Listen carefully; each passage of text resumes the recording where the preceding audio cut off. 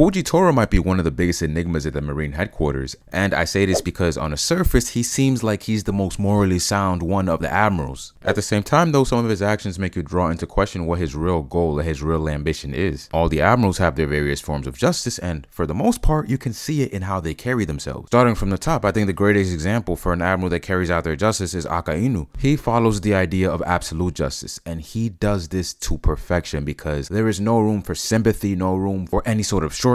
He does what he needs to do and doesn't allow anyone to get in his way, no matter what position or rank that they hold, as long as it doesn't get him ousted from his actual position. The earliest example we see with this is Ohara and the fact that he killed all of those Oharans to ensure that the mission was completed successfully with no room for error despite the orders that he was given. And this sort of attitude is what got him favored to become the fleet admiral. With Kizaru, his justice is stated to be unclear justice, and with him, he seems like the type of guy to do everything by the book. It's like a 9 to 5 to him. He's not doing this for the love of the game, anything like that. He's just clocking in, doing what he's told, and then clocking out promptly. I don't think we've gotten Green Bull's justice yet, but with him, it seems like his idea of justice is whatever the celestial dragons want, they have to get because they're the gods of this world. He treats them like they're actual deities and puts down anyone and everyone below them. Now, with Fujitora, we've probably gotten the greatest set of examples from him on what he follows because we had a whole arc featuring him in Dressrosa. His justice is moral justice, or in some translations, humane justice, and in this arc, he showed his willingness to go against his superiors and the orders that he was given in order to preserve a sense of fairness. He even showed great humility in his willingness to bow down to King Raikou and apologize for what the warlords were able to do to other nations and his country specifically as government-sanctioned pirates. On top of all of that, he could have easily defeated Doflamingo himself at any point in the story, but just like Smoker, he didn't want the government taking credit for this because they've been doing this the entire time. He didn't want the fame or glory, he didn't want his name propped up to new heights or anything like that. And despite all of this, you have to ask yourself, what is he still doing with a faction like the world government, like the Navy? One that he knows full well has their own interests that don't align with his to the T. Sure, he's made some changes and made some small improvements with the introduction of the Seraphims and getting rid of the warlords and everything, but there's evils that still exist, and you can't tell me he's oblivious to them because he had a front row seat to them, especially at the Reverie. With the harsh treatment of the slaves of the celestial dragons, he could see full well that his sense of justice is not being carried out. There's no humanity or morality here, and it's probably what he sees every single day while in service as an admiral. And the thing is, Fujitora wasn't always blind. He blinded himself because he saw the harsh reality of the world and he didn't want to see it any longer. But now he has a front row to it. He may not be able to see it, but he can hear it. He knows what's going on. He's not an idiot. So again, I have to ask why? Why is this? Because there's plenty of other avenues that he could take to meet his goals, right? For example, why doesn't he align with the revolutionaries? Because I'm sure he knows what they're about. The way I feel right now, I feel like he's playing the long game. I don't think in the end he's going to be fighting for the world government or defending the celestial dragons, because that just wouldn't make any sense considering what he stands for. But perhaps there's certain advantages to remaining in the Marines, remaining a Navy admiral, things that he might know, secrets that he might learn that would prove vital to achieving that sense of fairness and justice that he so strongly represents. The biggest thing for me is his behavior during the Reverie and his fight against the revolutionaries. There was a talk with the fact that the admirals were restrained on this battlefield and couldn't go all out, and I think that applies more to Green Bull than it does Fujitora, given Fujitora's devil fruit. Because let's be for real, this guy, number one, he's a swordsman. Number two, he controls gravity. In the chapter, he talked about calling in a meteor strike, but why would you need a meteor strike to deal with these Rev commanders when you can control gravity? When you can easily put these guys in a gravity prison and prevent them from escaping? It just doesn't make any sense. And I know with the One Piece, a lot of the times there's these instances where plot takes precedence over logic, because yeah, it does happen. Just look at the whole thing with the Seraphims and Luffy and Zoro. Zoro already defeated a Lunarian. Luffy is an emperor. He should not be struggling with Seraphims this much. He should not be getting stalled by them this long. But because of the plot, it just happens. Because of the plot, Seraphims are propped up to be these indestructible beings that not even an emperor can take down without the right planning or the right preparation. So maybe it has a little bit to do with Fujitora's behavior. The Rev commanders were able to free some of the slaves and lead them to safety. This sounds like something that Fujitora himself would want to do, something that lines up with his sense of justice, but it's also something that he absolutely cannot do, or he will lose his position, he will lose his rank. It's not the first time we've seen somebody do something that makes no sense in order to get an ultimate goal, in order to achieve what they want to achieve. Odin was in the streets dancing, making a fool of himself for 5 years, because in the end, his end goal was ensuring the safety of of his people and avoiding conflict, avoiding casualties to save as many lives as possible. So maybe there's certain advantages that Fujitora is taking advantage of by working closely to the Celestial Dragons that will help him reach his end goal. Because I feel that Fujitora eventually will be in the position where he has to take down the world government or be a huge key part in that process, knowing what he knows and being where he's at. And even if that's not on his mind right now, it will be eventually, because as we can see with Luffy and how Fujitora saw him, he is very impressionable. Kind acts and goodwill and people looking for the betterment of others is something that can sway his opinion. So maybe he needs one more push or one more thing to have him let loose and completely detach from the world government and all its affairs. Bottom line is, I don't think Fujitora ends the story as an agent of the world government. But as always, tell me what you think. Let me know what you think Fujitora's end goal and the ultimate role in the story is. But also, don't forget to like the video, subscribe to the channel, and hit the bell for more videos like this.